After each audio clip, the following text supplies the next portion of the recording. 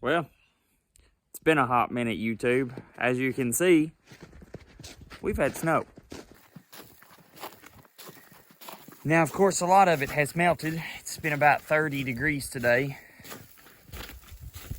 but we still have quite a bit. The dogs, they're loving this weather.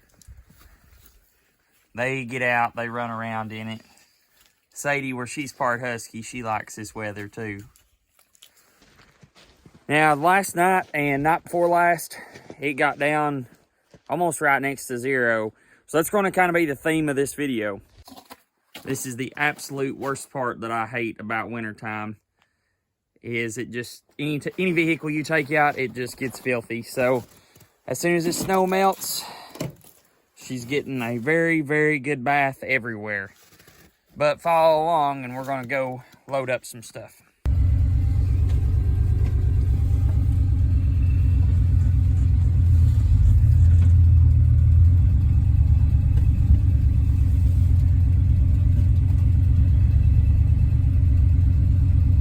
Now, whenever you hear the 0-degree temperature mark, a lot of people begin to panic, and for good reason. A lot of people, they rely on electric heat, and when the electricity goes out due to sub-zero temperatures, a lot of people begin to panic. So I'm going to go ahead and I'm going to show you kind of what we do to combat that. And is it a good fit for you? Now, wood heat is not going to be the right fit for everyone, and I'm going to kind of talk about it in this video. Well, first off, to consider wood heat, you've got to ask yourself, do you have property that has wood, or would you have to buy it? And thankfully, where we live at, we have a whole ridge side to pull wood from if we need to. Very rarely do we just go to the woods and cut down a tree, though. The majority of wood that we come across is either wood from a downed tree, or if we've been clearing out some land somewhere. So that's where the majority of our wood comes from. Now, I've got some wood tucked in this little shed here out from this old house next to mine. The majority of it's poplar. I believe some of you guys that's a little bit better with wood and lumber could help me out, but I believe they were poplar. I was clearing out the edge of the woods, and I had some maybe a foot in diameter that I cut down, and I just hated to let it go to waste. Oak is a really good firewood, but if you start taking off trying to burn pine or something like that, you're not going to make it.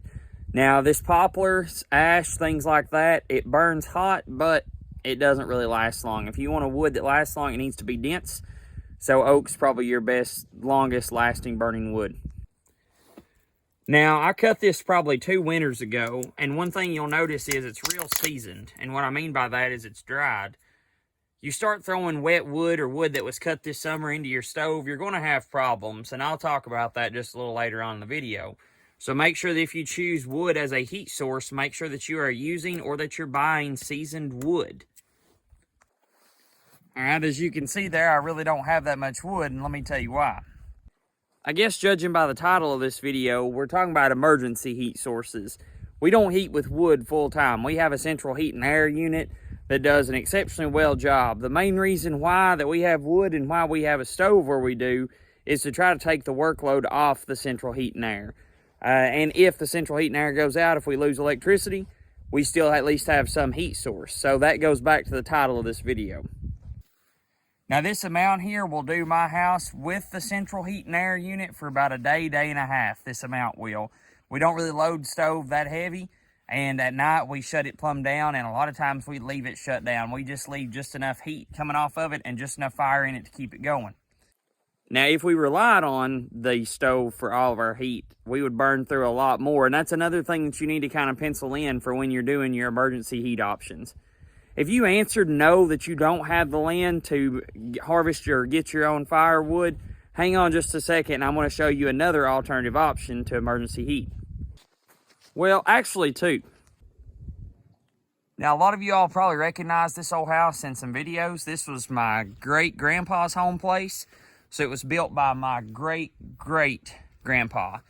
When my great-grandpa and grandma lived here, This was the only heat source they had, and that was kerosene.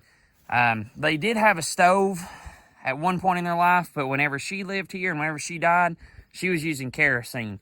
Kerosene's almost like diesel. It would run through a heater. You can see that line going through there, and that's how they used heat. Kerosene is an option. A lot of people run kerosene, and I really don't have any problems with it. You can get large kerosene heaters, or you can get little miniature versions where you just fill up by hand. My Uncle Bill out checking out the snow. So now let me show you all an option that my grandmother had in her house. Now, when my grandma built her house and my grandpa, they put a fireplace in it and they used it for a little while for heat. But eventually, you know, they got the central heat and air, and then my grandma got worried if the power went out, she needed another emergency heat option. So that's when she installed this puppy. Judging by the tank, I guess you could probably tell what it is. Now, that little sucker works wonders. Of course, it's propane. She wanted this because she didn't want to, number one, have to fool with a fireplace. She didn't want to have to fool with a stove and didn't want to have to fool with kerosene. So she went ahead and had this put in. It's not really that hard on propane unless you've got all three burners running. But you would be surprised at how well that it heats this house just off one block. Now, the biggest thing about any type of heat source, whether it be propane, kerosene, central heat and air, stove, whatever it may be, if your house is not insulated good, there ain't going to be a heater one that's actually going to keep it warm without working itself to death. So start where the problem is and make sure your house is insulated the best it can be. Windows, doors, walls, whatever you can patch up to keep cold air out, go ahead and do that. But there's a problem with kerosene and propane, diesel, whatever. Even wood, if you don't own your own property. You're self-dependent on somebody else. You're dependent on the propane guy to bring you a load of propane. You're dependent on the kerosene pumps to be open for kerosene. Diesel pumps to be open for diesel. But I can go up here in the woods and I can get any wood anytime that I want to, as long as I'm fit and able. I'm not dependent on somebody else other than me. Now, I know what you're going to say. You're going to say, well, you depend on chainsaws for gas, blah, blah, blah, blah, blah. I understand that. But I can still go out here with an axe, hatchet, and handsaw and get something done.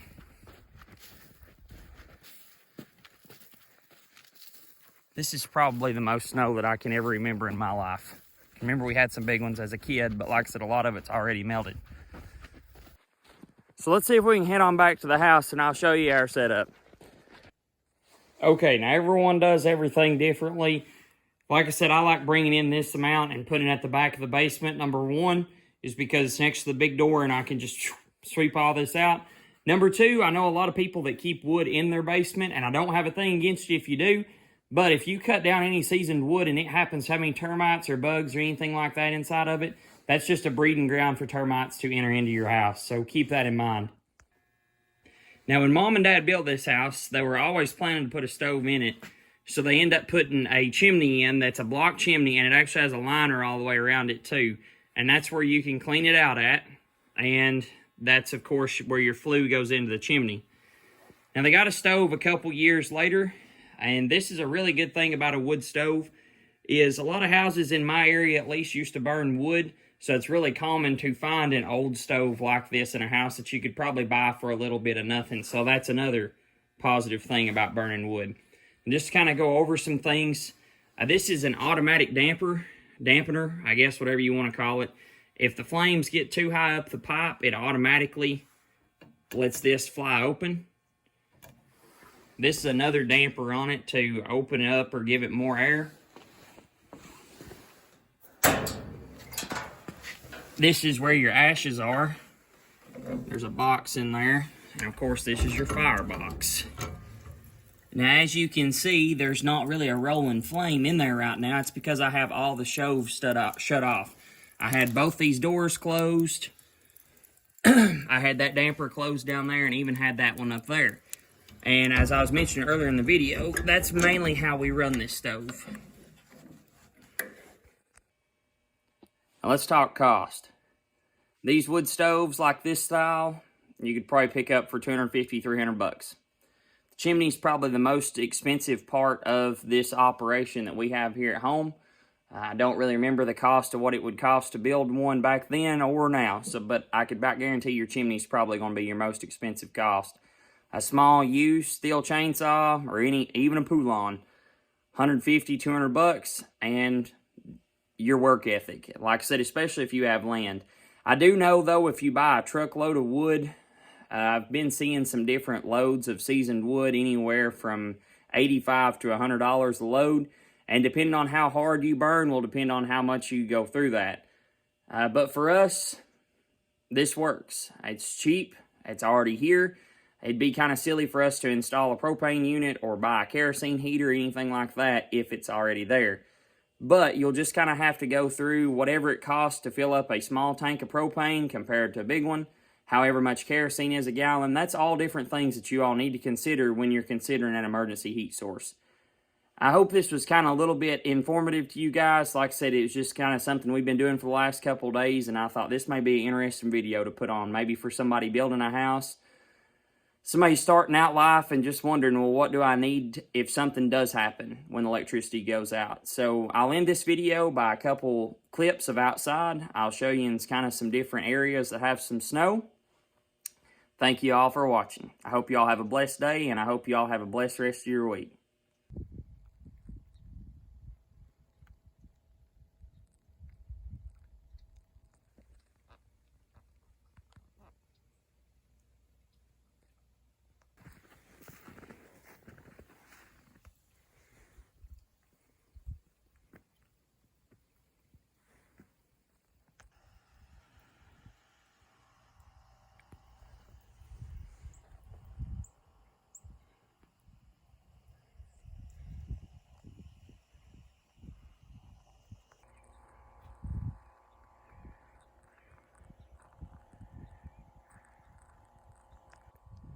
Well, I may show you one more thing.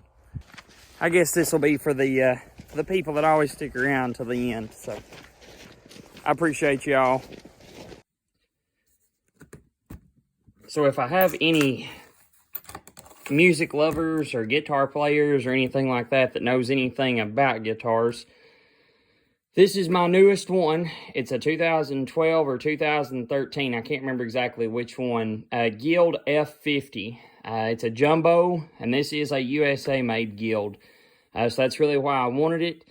It's got, I think, a spruce top, and then it has maple backs and sides, which you can tell it's got nicks, scratches, and everything like that, but that's really what I wanted.